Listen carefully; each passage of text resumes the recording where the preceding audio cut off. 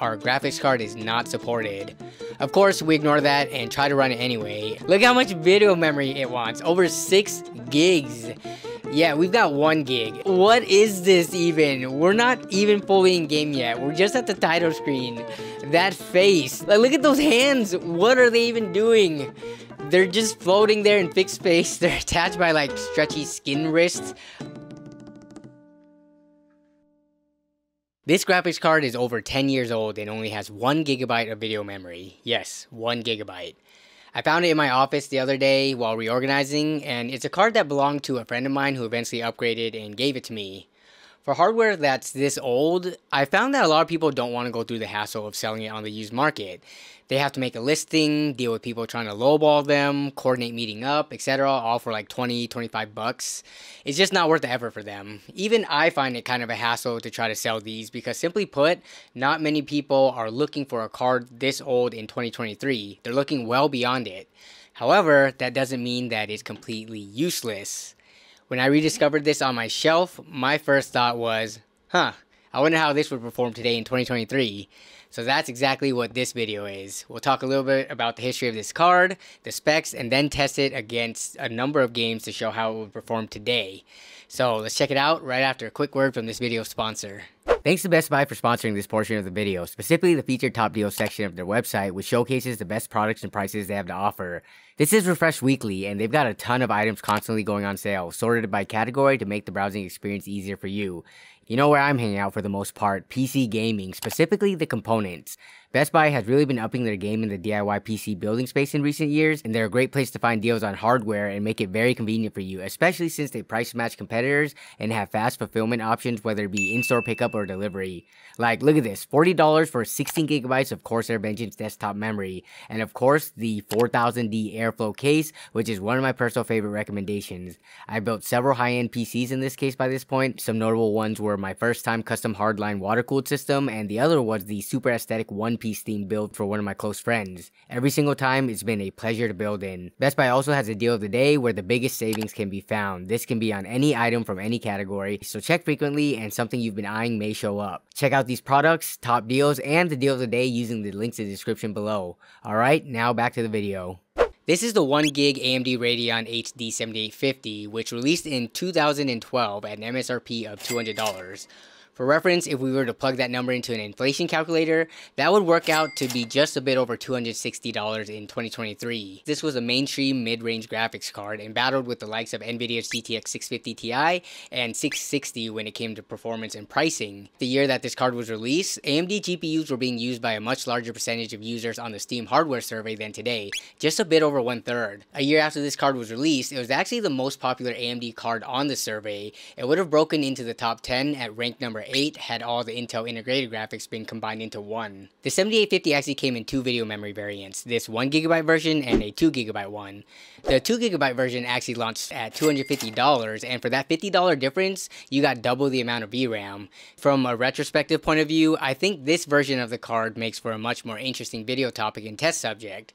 Remember, despite being 1GB, the intent for this card was gaming. It wasn't like one of those single slot office graphics cards that was only used to get multiple display outputs and for browsing the web. This was a full-on gaming graphics card. If we compare the specs to more modern cards, like let's say from AMD's lineup today that's representative of a similar mid-tier bracket, the closest one would be something along the lines of the RX 6500 XT or 6600. Remember that $200 from 2012 is worth around $260 today, so price-wise, the 7850 would slot pretty nicely between the 6500 XT and 6600. Nowadays, you can only find these cards used, but their actual value is kind of hard to put a finger on. These are so old that they've essentially hit a price floor when it comes to used marketplaces online. Taking a quick look on eBay sold listings, these are still selling for anywhere between $40 to $60 after shipping, which is way more than I think they're worth. You can get much better cards for the same price in the used market. But that's just the way it is with PC components. Nothing ever really depreciates to $0 no matter how much time passes, so long as it's in working condition. Looking at other platforms, inventory is far and few between, with prices even worse than eBay. So these cards, for the most part, aren't worth buying. But if you come across someone trying to get rid of it for free or for like 20 bucks, then yeah, it could be worth it to put together a super cheap budget system. So popping this into a modern system to test out, I had to first grab graphics drivers for it, and this card has officially been moved to legacy support with no additional driver releases planned. So the latest driver version is 22.6.1, which released back in June of 2022. This doesn't mean that this card is unusable though, far from it actually. It just means that there won't be any tweaks or further optimization for it on existing titles, and for newer titles coming out, there is going to be a higher chance of like compatibility or performance related issues, but that's kind of to be expected for hardware this old, and we'll see some of that later on when we go through the benchmarks. So after installing the drivers, it was pretty much ready to go. For testing, I did overclock the card by 150 MHz on the core and 100 MHz on the memory, just to squeeze a little bit more performance out of it given how old it is. The rest of the test bench will be shown on the screen for reference, and I tested this card at two resolutions, 720p and 1080p. I tested a variety of games from older to newer ones, as well as from different levels of demand, from lighter esports titles to very heavy AAAs. So yeah, let's take a look at the numbers. We'll start off with some synthetics first to give some kind of a reference. In 3D Mark Bar Strike, the 7850 scored in the low 5000s for the graphics score. You should kind of ignore everything else since the other scores are a blend of the CPU in there. Just focus on the graphics score if you're going to compare it to another graphics card. For comparison, the RX 6600 graphics score for this is usually around 24,000. In TimeSpy, a DX12 test that's in 1440p, I got a warning message that said that my hardware may not be compatible because there's not enough VRAM and may fail the test. I just ignored that and ran it anyways, and as expected, this card did not do too hot, with a graphics score of 766. It couldn't even break 1,000. For reference, a RX 6600 graphics score in this is around 8,000, so 10 times this amount. In using superposition at the 1080p preset medium settings, we see that the VRAM limits are being exceeded. However, this run was relatively smooth and consistent with regards to frame rate and frame times, and the 7850 1GB scores in the mid 3000s here. At the same resolution settings, the RX 6600 would score upwards of 14,000. Alright, onto the games, and we'll start off with some lighter esports titles as well as in chronological order from the game's releases. Some of these may be pretty old, but they are still very popular and relevant today. League of Legends came out in 2009, making it the oldest game I tested. However, it has seen a ton of patches over the years, some of which were major graphical updates, so the game today is nowhere near what it was 14 years ago. That being said, it's still a super easy game to run, and at max settings, the 7850 1GB achieves very impressive average and 1% lows that would be fit for high refresh rate monitors. 720 and 1080p performance were almost identical, so there's no point in playing at a lower resolution in this situation. CSGO came out in 2012, the same year the 7850 released, so we'd expect this card to be able to handle it well. At the max settings, at both 720 and 1080p, it does average over 100 FPS with 1% lows over 60. Do note though that in both cases, the graphics card is being fully utilized and with that VRAM pretty much being maxed out.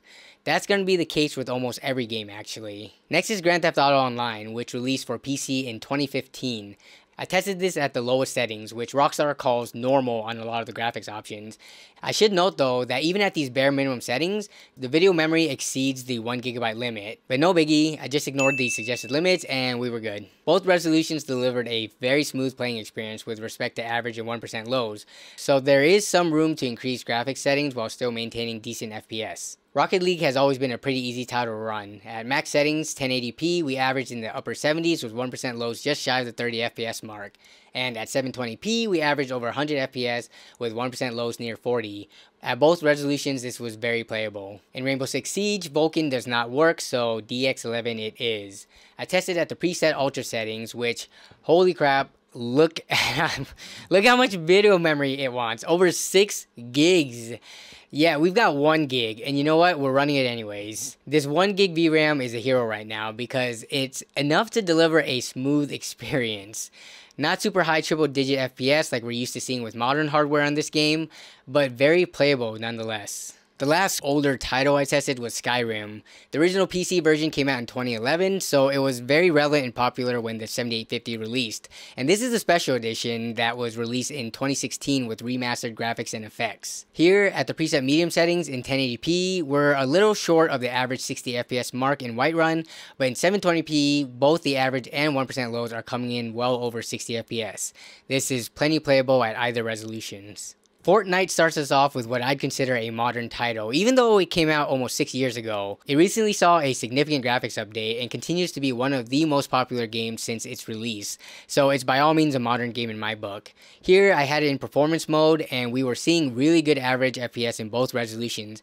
However, the 1% lows leaves much to be desired. I don't really blame the 7850 here though, because Fortnite is pretty well known for frame drops and stuttering, even on newer hardware. Next is Assassin's Creed, which I wanted to test Valhalla because it's the newest title in the AC lineup, but unfortunately the 7850 is not a full DX12 card, so it doesn't work. It's DX12 with a max feature level of 11.1 as shown here, so unfortunately no AC Valhalla, but AC Odyssey is a great alternative that also boasted a large open world and stunning graphics, so I tested that instead. Here I had to play at the lowest graphics settings and oh no, we're beyond that VRAM limit.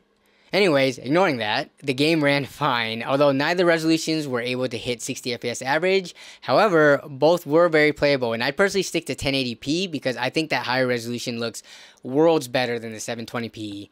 It's a single player game after all, so for me, anything over 30 FPS is passable, and it's worth the FPS sacrifice in my opinion to get that much better image quality. Moving on to Apex Legends, playing at the lowest settings, we're seeing into the mid-70s average FPS at 1080p and over 100 FPS average at 720p. 1% lows are good with respect to the averages, no major stuttering or frame drops in this 2019 Battle Royale title. Valorant is a more recent game, but it was designed to be easy to run so it could be accessible to the masses.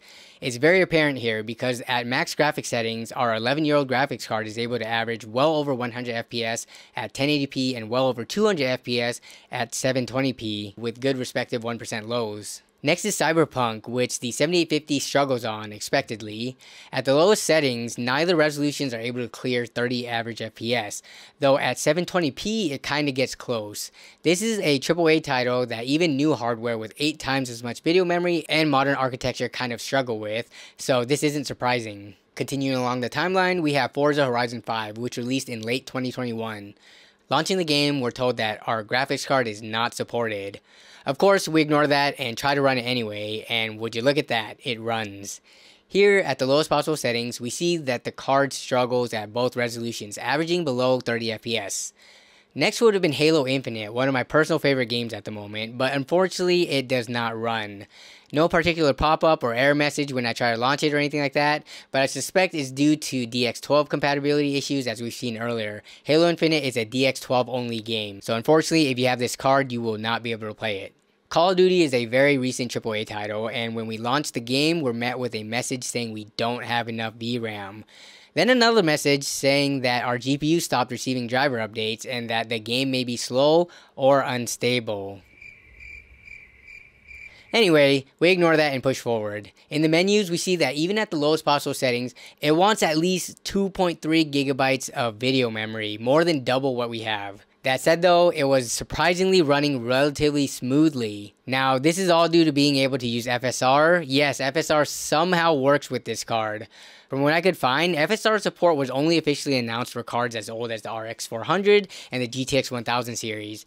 And this 7850 is much older than those, but I could still enable FSR in the options, which effectively runs the game at half resolution and then upscales it. As a result, we get a very smooth experience. It's not triple digit FPS or anything fancy like that, but way more than I'd ever expect from such a new and demanding AAA title on this old of hardware. So what I found was that FSR, if it was in the game settings options, it could be enabled with this card for every single title I tested. But that does not always yield beneficial results, and we're going to see that in this next game. In Spider-Man Miles Morales, even at the lowest settings, 1080p, it is pretty unplayable, coming at 15 FPS average. 720p averaged 23 FPS, which was a bit better I guess, and that's kind of close to what's considered cinematic FPS, but still far from ideal. Spider-Man does have FSR in the options, but when enabled, it looks really bad. It adds this like noisy, blurry look to everything, and it's just not worth using compared to just lowering the native resolution. This was the case for most of the games that had FSR options, except for a couple of titles that I tested. And last but not least, the newest game in my benchmarking suite, Hogwarts Legacy, which is a proper 2023 release. On launch, we're met with a warning that our drivers are old and has known issues. Been there, done that. We continue onward to what was the most hilarious results I have seen in a long time when benchmarking a game. Like, what is this even? We're not even fully in game yet. We're just at the title screen. That face, those polygons. This is what nightmares are made of. Loading into the game, we're met with even more surprises. Like, look at those hands. What are they even doing? They're just floating there in fixed space. They're attached by like stretchy skin wrists whenever I move around. This is pretty trippy. I haven't seen something like this in a very long time when benchmarking games. But despite this graphical bug, the game was surprisingly playable otherwise. I was able to do everything as expected. It was just a visual bug. In both resolutions, I was averaging 30 FPS or better with 1% lows above 20, which was by all means playable, though it might be up for debate whether playing with a ghoulish face and distorted stretchy rubber wrists is playable or not. So there you have it, the 1GB HD 7850 in 2023. What do you think? I was pleasantly surprised by how well this card held up.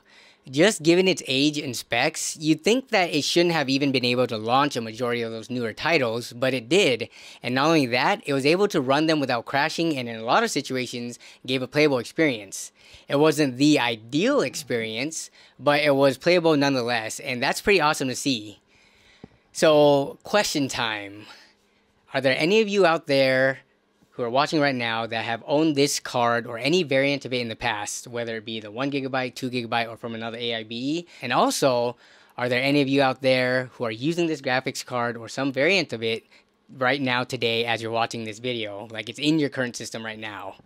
I actually wouldn't be surprised. I've seen a lot of people in my comments running on hardware this old or even older. So sound off in the comments below. I'd love to hear. But yeah, that's going to wrap it up for this video though. Hope you all enjoyed and found this either entertaining or useful in one way or another. Thank you all as always for watching and for continuing to support the channel. Big thanks to the channel members and the super gifters for their above and beyond support. Be safe out there and I'll see you all in the comments as well as in the next stream and or video. Bye.